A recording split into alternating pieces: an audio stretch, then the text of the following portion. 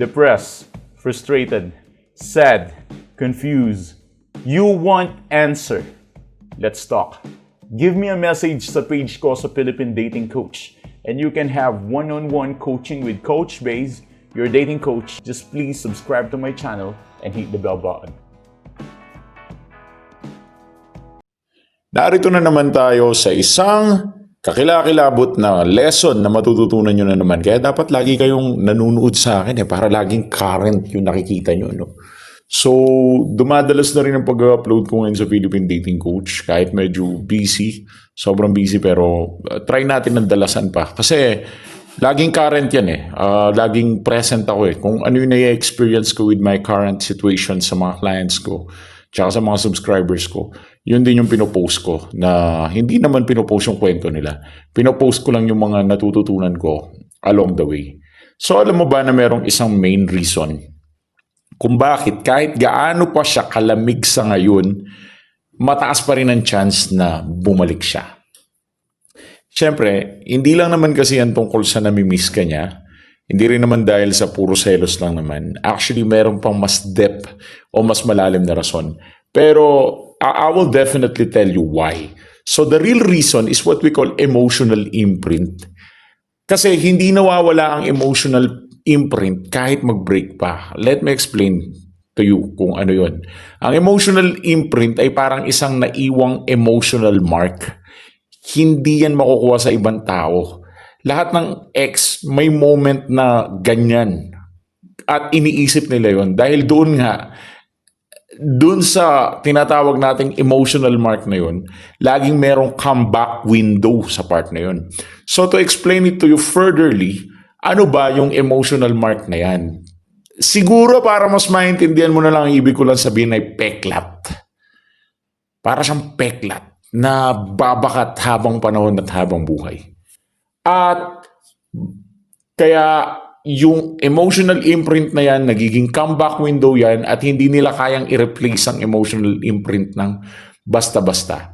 Una, kasi meron siyang memories na specific para sa'yo lang. Lalo na kung medyo malalim naman yung naging soul, anchor mo sa kanya, di ba? Minsan kasi, in order for you to get your ex back, i-make sure mo muna na nagka-impact ka sa life niya bago talaga siya bumalik sa'yo. Then second, yung bonding niya is very unique pagdating sa'yo. Kasi may pinagsamahan pa rin kayo. Maaalala niya lahat yan during no contact days. Inside jokes, mga routines, mga habits, lahat ng yan magre-remind yan sa kanya.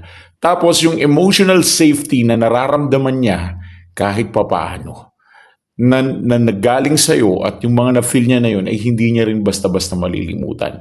Kaya kapag naghahanap siya ng iba or yung mga exes nyo, pag naghahanap ng iba, hinahanap nila yung same vibe na binigay mo noon, pero hindi nila makuha ngayon. Hindi nila makuha yung same vibe dahil nagkakaroon sila ng tinatawag nating comparison effect. Kasi sa isip ng ex mo, ikukumpara ka niya eh. Parang ikukumpara niya. And why you're always winning during that comparison? Simple lang kung bakit sobrang easy manalo during comparison battle.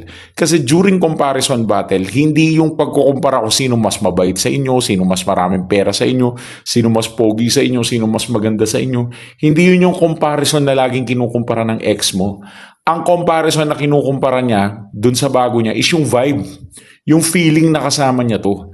Hindi yan tungkol kahit professional pa yan, may pinag-aralan pa yan, sobrang bait pa ng bago niya. Hindi yun. Yung comparison na lagi ka mananalo is about the vibe. It's about the energy. Yung energy na napadama mo sa kanya noon, lalo na ng mga panahon na talagang in love siya sa'yo. So, this is what we call the psychology of loss versus replacement. Always remember this one.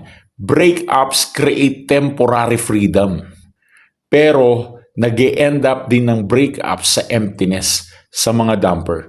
Nagkakaroon sila ng temporary freedom at they are trying to replace you pero most of the time, nagfe-failed sila sa part na yun. Kaya nagsisimula yung tinatawag nating regret cycle.